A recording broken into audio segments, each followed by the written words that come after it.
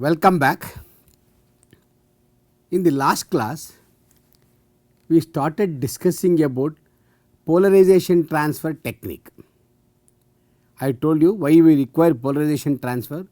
It is to enhance the sensitivity of detection, especially the low gamma nuclei or low nuclei like carbon 13 and nitrogen 15, which have very low natural abundance, and also gamma is much less compared to that of proton.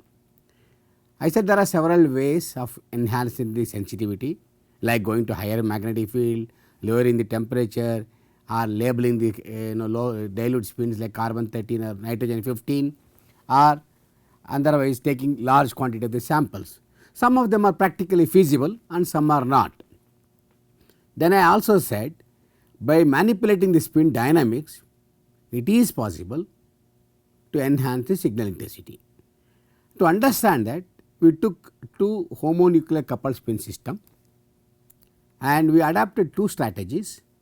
One in which selectively one of the transitions of this two spin system, coupled spin system was saturated. I made the population difference between one of the transition energy state giving rise to one of the transitions, I made them equal. Then we saw the effect of that on the other transitions. There was a change in the intensity. That was one approach. In the other approach, what we did was we did the population inversion of that particular transition.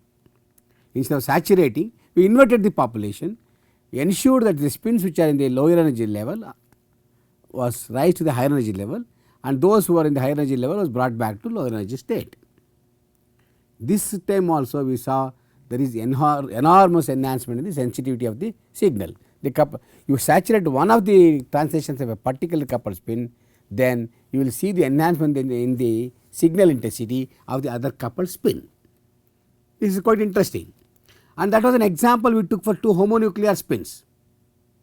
Now today we will continue with heteronuclear spins and see how we can get the enhancement in the signal intensity. We will understand a bit more about it today. So, we will start with selective polarization transfer on a heteronuclear spin system, SPT.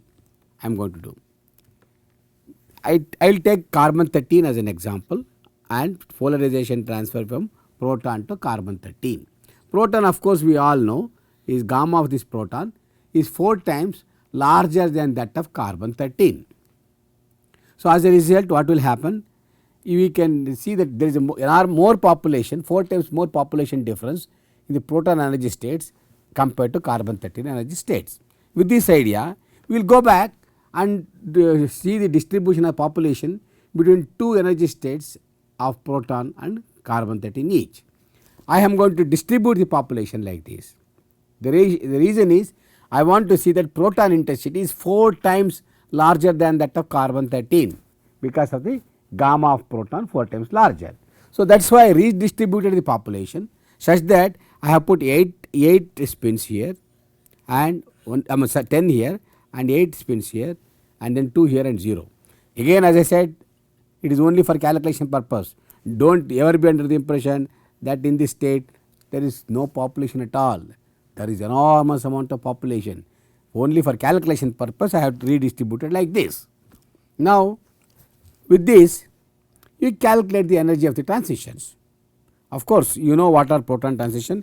Proton transition is from 1 to 2, 8 minus 2 will have 8 intensity. Similarly, you have proton transition 3 and 4. See both the proton transitions, if I take the population difference, it is 8. Whereas, if you look at the carbon 13, this is 2 and this difference is 2. That is correct. So, intensity is 1:4. This is why I took the population like this. So, the intensity of the transitions in the normal proton coupled carbon 13 2 spin case, if I calculate the intensity, it will be 8:8:2:2 or 4:4:1:1. That is correct. Now, what we will do is like we did in the previous case, we saturate one of the transitions, for example 1-2 transition between this and this, I transition proton. I am saturating proton transition. Let us read now the ones you saturate, I make the spin population between these two states equal. Populations are equal now. Now let us calculate the energy population difference between the different energy states and the intensity of the peaks. Now 1 and 2, because I have saturated, intensity is 0. There is no difference in the population. Now take the 3 and 4. If you take 3 and 4 here, this one is about 8 minus 0, this intensity is 8. Now you go to 1 and 3, 1 and 3 of course, always I told you the population difference is from lower energy state to higher energy state. So from 6 minus 8 it is minus 2. On the other hand, for 2 4, if you consider, it is 6. So the intensity distribution is now 0:8:2 minus 2:6, just by saturating only one of the proton transitions. So there is a change in the intensity, that is what we understand. Now look at this thing, one of the peak, especially the transition 2 and 4, has gained nearly threefold in the intensity. It is 6. Earlier it was 2. Remember, 8:8:2:2 was the intensity ratio. Now it has become 6. That means one of the transitions of the carbon 13 has become 3 times larger. Fine. Same strategy we will adapt for selective polarization inversion. Instead of saturation, let us see what happens if I invert the transition. Again, I am going to do this population inversion of transition 1 and 2. Now how did I do that? By applying a pi pulse. I inverted the population. What happens when I do that? This one gets inverted, this peak gets inverted. Now take the intensity difference between 0 and 10, it is minus 8. This is minus 8. Now other high spin transition, if you consider, it is 3 to 4, it is 8 plus 8. Look at the carbon 13 again, S spin. S spin of course transition between 1 3, if you consider this one, this corresponds to 1 3. 1 3 turns out to be 2 minus 6, it is minus 6. Whereas this one, another one is 3 2 4, 2 4 is 10. Enormous gain in the intensity we saw for the carbon 13 spin, just by doing the population inversion of one of the selected transitions of proton spin. Okay. Now the intensity ratio you see, it is minus 8:8:6:10, and of course minus 6:10, this peak is negative. Okay, we do not worry, we will worry about those things later, intensity. So the carbon 13 transitions have increased in intensity of the two components of doublet, one with intensity increased by 3 times, other by 5 times. This is enormous intensity increase. So we could transfer the polarization from one spin to another spin to enhance the intensity. So 13C signal, which is 4 times less than that proton, now with polarization inversion, the intensity of the carbon 13 has gone up by 4 times. So intensity of 1 3 and 2 4 are now 3 and 5. It is telling that intensity has gone up nearly 4 times. The carbon 13 signal is proton coupled, and also they have antiphase character. In this sense, we discussed this antiphase, in phase, absorptive, dispersive, everything in the last 1 or 2 classes. That is why I took lot of time to explain that. It has antiphase doublet, that means one of them is absorptive, other is dispersive. It could be alpha peak, alpha component or beta component, does not matter. So now if you do the selective population inversion on a heteronuclear coupled spin, it is like this. This is simple pulse sequence, apply a carbon 13 pulse, which is 180 pulse, and then we apply a 90-degree hard pulse, and then this is a selective pulse, proton, I am sorry, this is a proton, proton is a selective pulse. We apply for one of the transitions, it is a soft pulse, and it is a pi pulse to invert only one of the populations. And then you see the simple experiment, if you do, we are going to collect a signal. But remember, when I am detecting the carbon 13, I told you in the carbon 13 NMR when I was analyzing, we normally do the broadband decoupling of the carbon 13 and detect the signal. So that all couplings to all carbon to all protons are broken, and you get a single peak for each chemically inequivalent carbon. So that is what we have to do.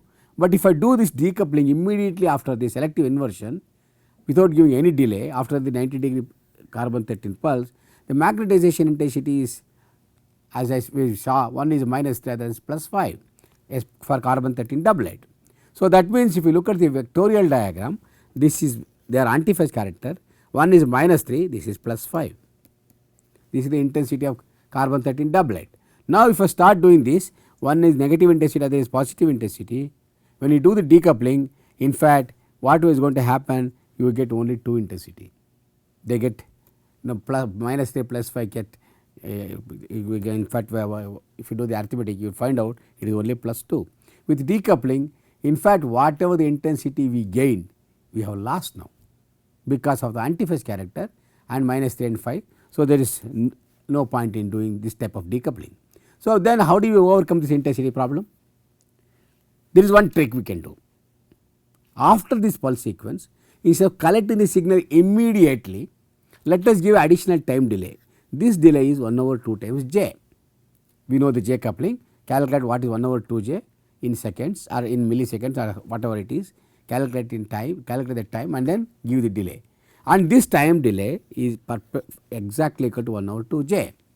So, I will do this after applying the soft pulse, apply a pi pulse, pi by 2 pulse on carbon 13 and then give a time delay of 1/2 j and start collecting the signal while doing the decoupling of this thing proton simultaneously. See, I am doing the decoupling and collecting the FID of carbon 13.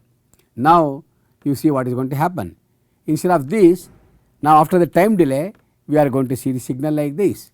After 1/2 j, what is going to happen is the components of this multiplet, this doublet component which are an antiphase character, they will start coming back in the same direction. They will refocus here. Now, instead of subtracting, they add up. Now, if you do the decoupling, because both are in phase doublets now, intensity is different, does not matter, but both are in phase doublet. Now, I am going to do the decoupling. What is going to happen now? Now, there is no nullification in the intensity. Now, these two peak will collapse and I am going to get a single peak with intensity 8, 3 plus 5 added up now. This is the trick you have to adapt. Immediately after the carbon 13 hard pulse, if you start collecting the signal with the antiphase character, the signal intensity gets reduced and the effect of doing the polarization transfer is nullified. On the other hand, give a time delay which is equal to 1/2 j, 1/2 j, I am sorry 1/2 j ch. Then what is going to happen is this in phase become antiphase become in phase character and do the decoupling, you get a single intensity. This is a polarization transfer technique, and this technique is always adapted in one of the technique very important called INEPT.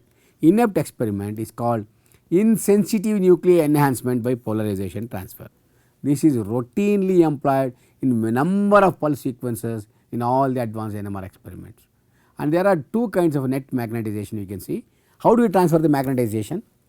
The magnetization, of course, you know, the one magnetization is Z magnetization, which is thermal equilibrium. Other is a coherence. Coherence is you bringing the magnetization to XY plane, and then there are two types of magnetization. So, there are two ways of transferring the magnetization between the spins.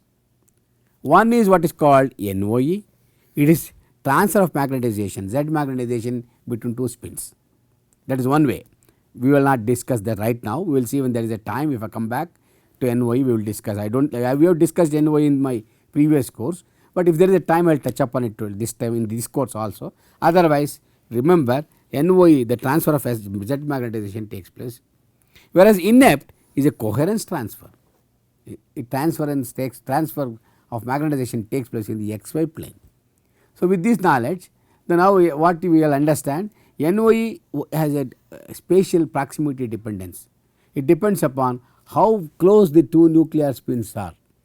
If they are preferably within less than 5 angstrom, there is the efficient interaction and the polarization transfer takes place, Z magnetization, if they are very close in space. The efficiency of transfer is proportional to also 6 power of the distance between them. That means, if the distance starts increasing, remember r to the power of 6, it is not r6, r to the power of 6, it is quite large. Such a large value, small variation, if it starts increasing the distance, drastically the efficiency comes down. It is 1/r to the power of 6 dependence. And on the other hand, INEPT, what happens, the J coupling, the transfer occurs by using what is called J coupling. It is a covalent bond mediated coupling. Through that, polarization transfer takes place. Now, we understand what is a INEPT coherence transfer. How does the INEPT coherence transfer work? Now what we will do is we create the coherence of one of the nucleus with 90-degree pulse and wait for a period of 1 over 2j. That is what we observed we saw in the previous pulse sequence. Now at this point, two components of doublet signal which are opposite in phase, that is we observed, we have, okay. And then if the 90-degree pulses are simultaneously applied on both the nuclei in the J coupled pair, the coherence will jump from one nucleus to other. It is a very important point. See, there was an antiphase doublet actually. Now what we can do is we will adapt a, I will show you the pulse sequence. We apply 90-degree pulses simultaneously for both proton and carbon which are J coupled pair, then coherence transfer takes place between one to other. So we will now have antiphase coherence on the transferred nucleus. Initially there is antiphase coherence between, let us say, -3 and +5 what we observed, let us say between proton nucleus. This will be transferred to now antiphase character to carbon 13. The carbon 13 spins are now going to be antiphase, and this coherence completely gets transferred to this spin and there will not be any coherence left in the initial starting nucleus, that is proton. So now what we will do is we apply a 90-degree pulse on the proton and then wait for a period equal to 1 over 2j. We apply proton 1 over 90-degree pulse, bring the magnetization to XY plane. Now the two components of the J split multiplet doublet start moving and they attain antiphase character like this after 1 over 2j. This period is very precise, you can't use any random value. If it is exactly 1 over 2j, you will see them in the antiphase character. So there is no net magnetization because they are antiphase and of course in the carbon 13 there is no magnetization also. We are not doing anything with that, we are only focusing our attention on proton channel. So now I will do the Fourier transformation of this. Remember I applied only pulse on proton, not on carbon 13. Carbon 13 there is no transverse magnetization at all. As a consequence you do the Fourier transformation, what you get? Nothing, you do not get any signal. Whereas on the other hand you are going to get the signal in proton. But remember we discussed a lot, this is antiphase doublet. This is antiphase doublet. We discussed lot about it and how the magnetization starts persisting in the XY plane depending upon where you have the receiver. We discussed a lot in the last two classes. Now it is going to be antiphase doublet, that is in the case of proton. So no spectrum for carbon 13. On the other hand for the proton, if you wait for 1 over 2j you get antiphase character doublet. Okay, now I am going to do one thing, I will adapt a trick. I apply 90-degree pulses simultaneously on J coupled nuclei, simultaneously. Okay. So earlier we had this position, we are continuing from the what we left previously. We had antiphase doublet, but alpha component is positive absorptive and beta component is negative absorptive, and there is no spectrum for the carbon 13. This is carbon 13, this is proton. Fine. Now I apply 90-degree pulse simultaneously. What is going to happen? There will not be any magnetization for the proton and the same magnetization get transferred to carbon 13. Very interesting thing is going to happen. In fact, we can see this when we do the product operator analysis. Okay. Now I am going to do the Fourier transformation. What will happen? There will not be any signal here and this will become antiphase character. What did we do? We transfer the magnetization from proton to carbon 13. The antiphase doublets of the proton now has given its magnetization to carbon 13. Carbon 13 in turn became antiphase doublet and there is no signal for proton. Proton there is no spectrum at all here. This is what we did by simultaneously applying two 90-degree pulses on both the channels, on both the spins. Now we look at the simplest inept sequences like this. Simplest inept sequences, we can have a 90-degree pulse, give a 1 over 2j delay and then apply a 90-degree pulse simultaneously, one on proton and one on carbon 13, start collecting the signal. And of course, we have to do the decoupling, we will come to that later. Now the coherence transfer is possible only when the spins are J coupled. If there is no J coupling, it is not possible because we saw that it is antiphase character of the doublet which is responsible for the transfer of magnetization. That means it comes only because of the J coupled doublet. So if there is no J coupling, there is no transfer of magnetization. The coherent transfer takes place only if the two spins are J coupled. Okay. So, now in the S spin has a double antiphase character like this. So, after simultaneous 90-degree pulse on proton and carbon 13, this is what we observed. The one antiphase proton magnetization get converted to antiphase carbon 13 magnetization. This is simple inert sequence.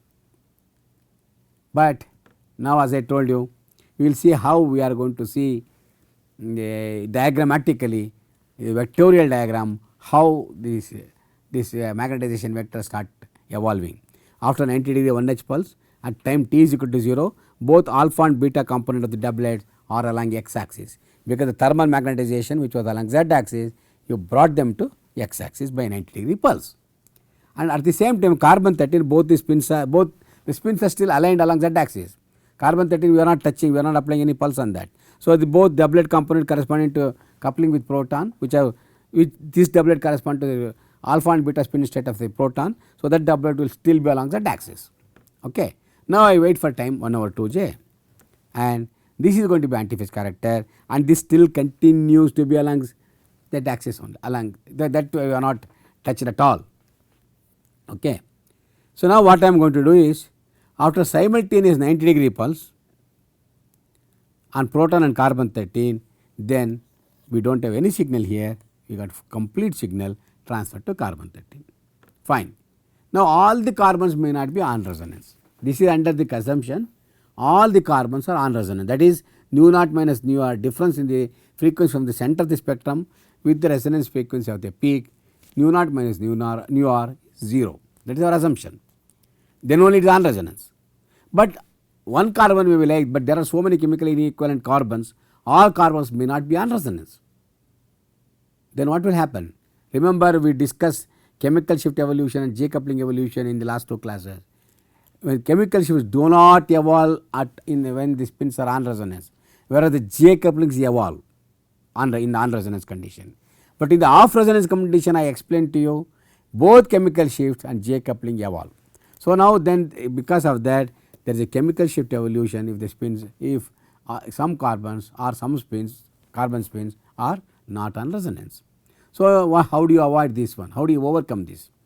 For this, we adapt a trick called a spin echo sequence by putting 180-degree pulse, 1H pulse at this middle of the 1 over 2j period. This, remember, spin echoes we discussed a lot in the previous course itself. Lot of discussion took place on the spin echo.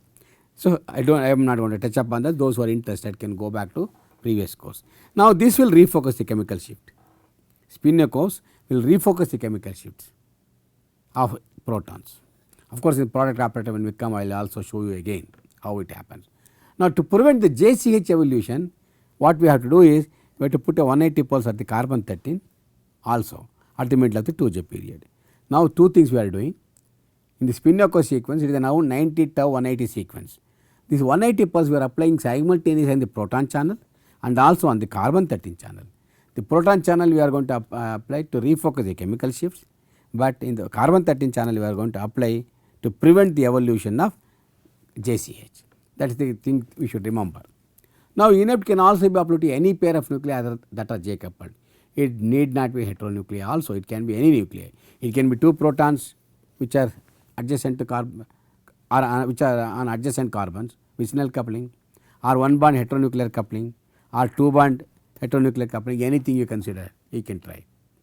So, the inept is it is only a polarization transfer between 2 J coupled spins. We did not say it should be heteronuclear. It can be homonuclear, it can be heteronuclear. So long as there is a coupling, these antiphase doublets of the coupled doublet, if it is there, if there is a J coupling, the polarization transfer takes place from one spin to another spin, and that spin will develop antiphase character of the doublet. So, inept transfer is used most of the time in many advanced 1D experiments like DEPT and for example, DKF-COSY, not COSY, I am sorry, DKF-COSY, HETCAR, HSQC, HMOC. All these experiments, many of the 2D experiments, inept sequence is always utilized. Because if you are doing the heteronuclear experiment like heteronuclear correlation or HSQC, we are detecting on one dimension carbon 13. I have not introduced 2D, I will come to that because 2D we discussed a lot in the previous course, I will just touch upon in this course also. In the 2D, what we do is if one dimension we have carbon 13, other dimension we have proton, there can be a correlation. But then carbon 13, if you detect in the indirect dimension, the sensitivity will be very, very low. We need to enhance the signal intensity, then your experiment can be speeded up. For that, we do the polarization transfer. The signal from proton will be transferred to carbon 13. In all these experiments we can do. So now we can do this inept sequence. We will see how it is, but with chemical shift refocusing. What did I say for chemical shift refocusing? We need to apply a 180 pulse on the proton channel and also on the carbon channel to prevent the evolution of J coupling there. So now this is the sequence. Up to this we had already discussed up to this, but then this is the addition. This is 180 90 to 180 is a spin echo sequence. This is a spin echo sequence, and between these two delay it is 1/4J. So simple inept sequence has a 180 pulse on the carbon 13 and a 90 pulse followed by that hard 90 pulse, and then proton channel we have a spin echo 90 180 90, and the delay between 90 to 180 and 180 to 90 is 1/4J. Exactly it should be 1/4J. See 1/2J was there, we divided it into 2, okay, and applied 180 pulse at the center. Now there are two important consequences of this method. One is the proton population transfer to carbon 13 results in larger sensitivity, that is one thing, very large sensitivity we are going to get. Proton, because proton is 4 times larger gamma, magnetization transfer is more. So we can look at the population of proton, population difference of proton with respect to that of carbon, it goes for the ratio of the gamma. Ratio of the gamma between proton and carbon is approximately equal to 4. There is 4 times enhancement in the signal intensity because of population transfer. And another important concept is the repetitive time of the experiment, which we call as in the experimental aspects we discussed in the previous course. I told you we need to give 5 times the delay to see that signal intensities are always all uniform, because you have to find out what is the longest, which new spin, particular spin has the longer T1. 5 times that T1 you have to give the delay between the successive pulses, in which case you will get all signals of nearly equal intensity. And that means in the case of this experiment, what we have to do is the repetitive experiment with the signal average when you want to do, you have to give 5 times the proton T1 and not 5 times the carbon T1, because this is the advantage I tell you. Carbon 13 such nuclei we have a large T1 compared to that of proton. So the proton T1 is usually much smaller, and hence the experiment will speed up. These are the two important advantages. Signal gain 4 times because of proton carbon, whereas and at the same time there is a experimental speeding up. If instead of proton carbon, if I take proton nitrogen, what will happen? Nitrogen gamma is 10 times lower. That means the sensitivity will enhance by 10 times. That is that. So lower the gamma ratio becomes larger and larger. That is the amount of enhancement in the signal intensity. See, that is this is 4 times, for nitrogen 15, this is 10 times. So now evolution of the magnetization during inept sequence, you can see by a vector diagram description. Now since the time is approaching, the time is getting up, what I will go to do is this evolution of magnetization during inept sequence we will discuss in the next class. But what we discussed today is, as of today, we knew there is a polarization transfer tech is possible by selectively saturating one of the transitions of the proton. We consider the heteronucleus case. We found out what is the gain in the signal intensity, especially the one of the proton transitions is selectively saturated. That means make the population between these two energy states, proton states, which is given as the proton signal, equal.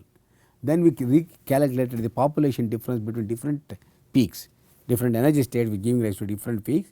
We found there is enormous gain in the intensity. The same thing can be done with a pi pulse, where we can do selective inversion of a particular transition, again proton transition. We saw nearly about 4 times enhancement in signal intensity, and of course, they were antiphase character, -3 and +5 was the intensity. And then we also found out the problem is there, in the sense if we try to do the decouple of this antiphase character, all the gain what we got gets nullified, and we are going to get only the same intensity of 2. That is not a good strategy.